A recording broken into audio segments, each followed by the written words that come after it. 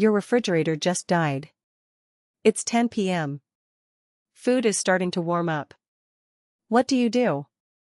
Step 1. Don't panic. A closed refrigerator keeps food safe for 4 to 6 hours. A closed freezer stays frozen for 24 to 48 hours if it's full, 12 to 24 hours if it's half full. Step 2. Don't keep opening the door to check. Every time you open the door, cold air escapes and the clock speeds up. Check once, then leave it closed. Step 3. If you have a cooler and ice, transfer the most perishable items, milk, meat, leftovers. Leave the rest in the fridge with the door closed. Step 4. Call us first thing in the morning.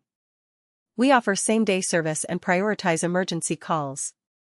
Refrigerators are always our highest priority because food safety is at stake. What we consider emergencies: refrigerator or freezer not cooling with perishable food at risk.